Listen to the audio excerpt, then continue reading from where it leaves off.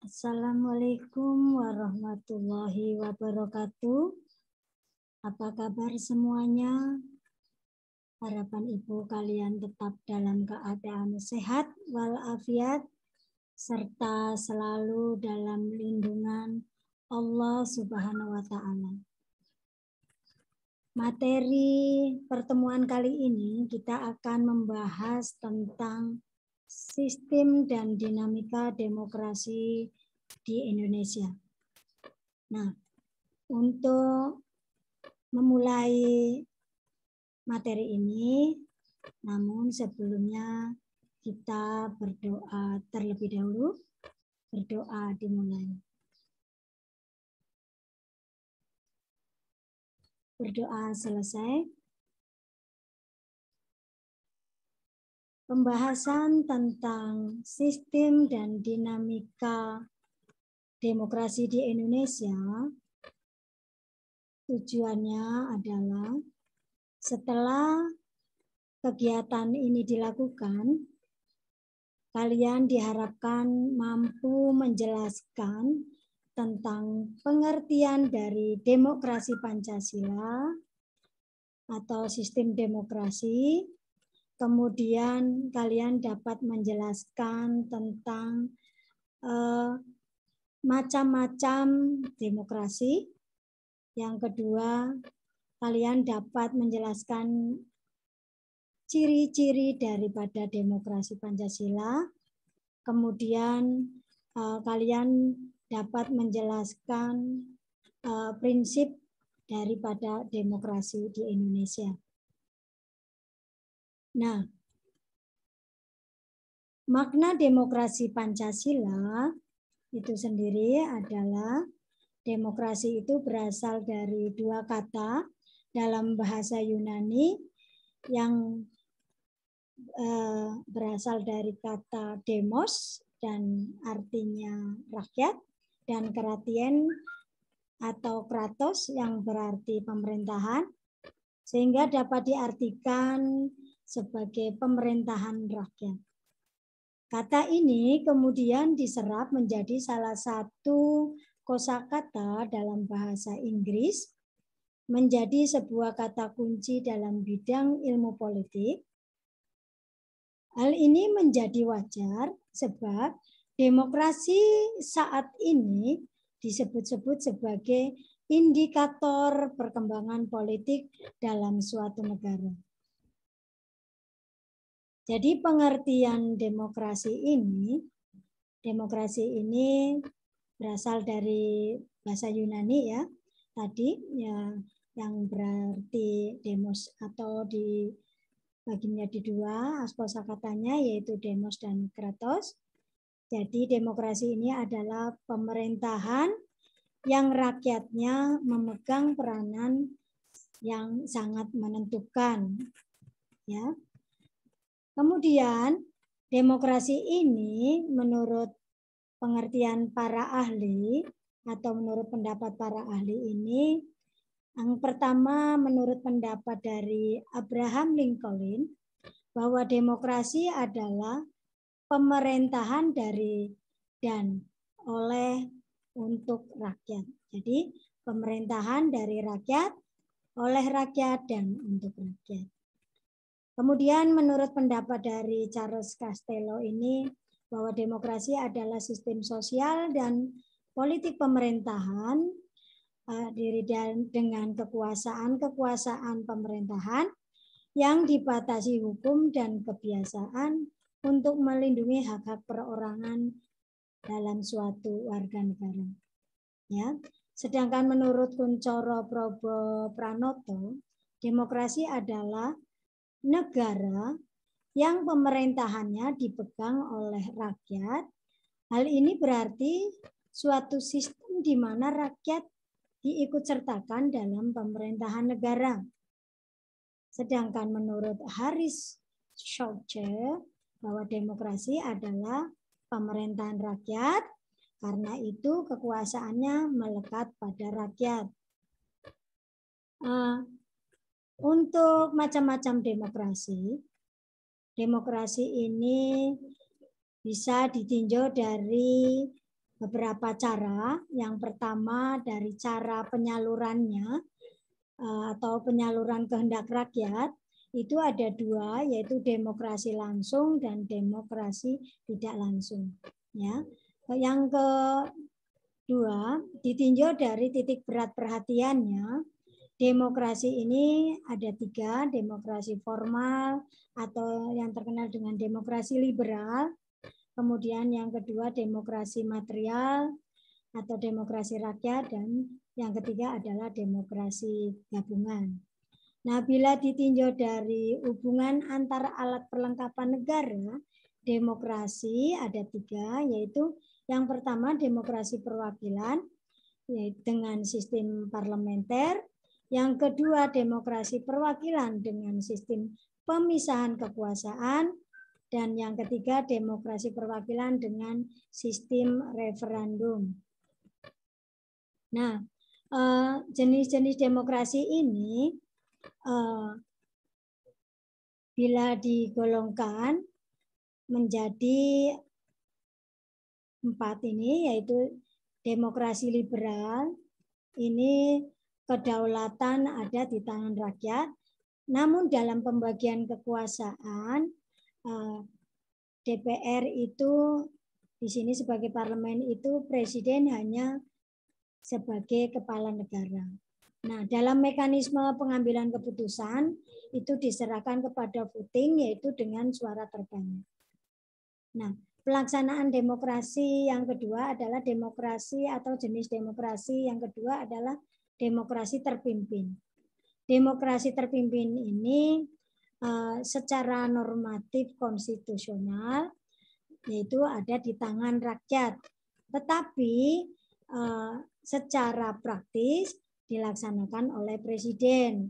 Jadi dalam sistem pemerintahan demokrasi terpimpin ini presiden mempunyai kekuasaan yang tidak terbatas, jadi mutlak ya. Kemudian dalam mekanisme pengambilan keputusannya diserahkan kepada musyawarah mufakat ya di antara para atau warga negara Indonesia. Kemudian demokrasi yang ketiga yaitu demokrasi Pancasila pada masa Orde Baru, yaitu pada masa pemerintahan Presiden Soeharto. Nah, di sini kedaulatan rakyat ada pada tangan Majelis Permusyawaratan Rakyat ya, yang kemudian dibagikan dalam pembagian kekuasaan ini pada presiden. Nah, dalam mekanisme pengambilan keputusan itu melalui musyawarah yaitu secara voting. Nah, kemudian jenis demokrasi yang keempat adalah demokrasi reformasi. Di sini rakyat mempunyai kedaulatan secara penuh, ya, di mana kekuasaan presiden di dalam demokrasi reformasi ini semakin berkurang. Nah, mekanisme pengambilan keputusan diserahkan kepada voting. Nah, untuk ciri-ciri demokrasi ini adalah yang pertama, memungkinkan adanya pergantian pemerintahan secara berkala, ya, yaitu setiap 5 tahun sekali. Kemudian yang kedua, anggota masyarakat ini di sini memiliki kesempatan yang sama dalam menempati kedudukan dalam pemerintahan untuk masa jabatan tertentu. Yang ketiga, adanya pengakuan dan anggota masyarakat terhadap kehadiran tokoh-tokoh yang sah yang berjuang dalam mendapatkan kedudukan dalam pemerintahan sekaligus sebagai tandingan bagi pemerintah yang sedang berkuasa. Yang keempat, dilakukan pemilihan yaitu untuk memilih pejabat-pejabat pemerintah tertentu yang diharapkan dapat mewakili kepentingan rakyat. Yang kelima, adanya kehendak masing-masing golongan ini dapat diketahui oleh pemerintah atau anggota masyarakat lain. Maka harus diakui adanya hak menyatakan pendapat baik secara lisan, tertulis, juga adanya pertemuan baik di media elektronik maupun media cetak. Ya, kemudian yang keenam adanya pengakuan terhadap anggota masyarakat untuk yang tidak ikut serta dalam pemilihan umum, jadi misalnya atau yang disebut dengan golput. Ya. Kemudian dalam demokrasi ini ada beberapa prinsip. Prinsip yang pertama adanya kontrol atau kendali atas keputusan pemerintah. Yang kedua adanya pemilihan yang teliti dan jujur. Yang ketiga adanya hak memilih dan dipilih. Yang keempat adanya kebebasan untuk menyatakan pendapat tanpa ancaman. Yang kelima adanya kebebasan dalam mengakses informasi. Yang keenam adanya kebebasan dalam berserikat secara terbuka. Nah, dalam pelaksanaan sistem demokrasi di Indonesia itu ada beberapa tahap, yaitu tahap yang pertama pelaksanaan demokrasi pada masa revolusi, yaitu antara tahun 1945 sampai 1950. Kemudian pelaksanaan demokrasi pada masa Orde Lama, yaitu berlangsung masa demokrasi liberal dan demokrasi terpimpin. Nah, pada masa demokrasi liberal itu berlangsung pada tahun 1950 sampai 1959, sedang masa demokrasi terpimpin itu pada tahun 1959 sampai 1966. Nah, yang ketiga pelaksanaan demokrasi pada masa Orde Baru, yaitu berlangsung pada tahun 1966 sampai 1998. Ya. Kemudian yang keempat yaitu pelaksanaan demokrasi reformasi, yaitu berlangsung tahun 1998 sampai sekarang. Ya, jadi perkembangan demokrasi di Indonesia itu bisa nyampe dari tahun 1945 sampai sekarang ini telah 6 kali ya mengalami perkembangan, di mana pada tahun 1945 itu sampai 1949 demokrasi di Indonesia itu masih berdasarkan kepada Undang-Undang Dasar 45. Ya, kemudian demokrasi juga terbentuk dengan sistem pemerintahannya yaitu kabinet presidensil, ya, walaupun demokrasinya masih liberal, ya, tapi sistem kabinet pemerintahannya adalah sistem presidensil. Kemudian yang kedua tahun 1949 sampai 50 itu perkembangan demokrasi ini berdasarkan kepada Undang-Undang Dasar RIS tahun 1949. Di sini adanya kuasi parlementer di mana adanya Perdana Menteri dan demokrasinya masih demokrasi liberal. Masa tahun 1950 sampai 1959 ini perkembangan demokrasi masih berlandaskan kepada Undang-Undang Dasar sementara 1950. Ya. Demokrasinya masih demokrasi liberal tapi dengan adanya multipartai, di mana kabinet berganti selama 7 kali karena konstituante atau badan konstituante itu gagal untuk membentuk undang-undang baru. Nah, ini berakhir karena adanya Dekret Presiden 5 Juli 1959. Nah, yang keempat ini yaitu masa tahun 1959 ketika Dekret Presiden sampai 1965. Di sini perkembangan demokrasi di Indonesia itu sesuai dengan sila keempat Pancasila, di mana di sini terjadi adanya pertarungan politik, ideologi, kemudian lembaga demokrasi dibentuk adanya prosedur hukum, kemudian adanya konsep Nasakom, ya, kemudian di sini dibentuk demokrasinya adalah demokrasi terpimpin. Ya. Kemudian masa berlangsung tahun 1966 sampai 1998 ini, pada masa pemerintahan Orde Baru ini masih mendasarkan kepada Undang-Undang Dasar 1945, tapi bentuk di dalam demokrasi pada Orde Baru ini sudah adanya penyederhanaan partai politik. Ya. Dan di sini terjadi juga adanya penyalahgunaan wewenang dan kekuasaan, di mana juga meletuslah adanya gerakan PKI dan ormasnya yang terlarang di Indonesia. Nah, di sini yang berakhir dengan adanya surat perintah 11 Maret 1966 yang demokrasi ini berlangsung ketika adanya pergantian kekuasaan, ya, dari Presiden Soekarno kepada Presiden Soeharto. Kemudian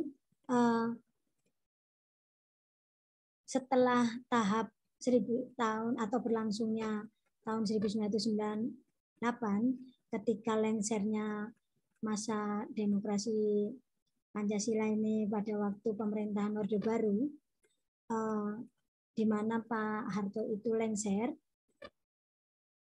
maka demokrasi yang berlangsung di sini adalah demokrasi reformasi, dan di sini presiden tidak lagi sentralistik.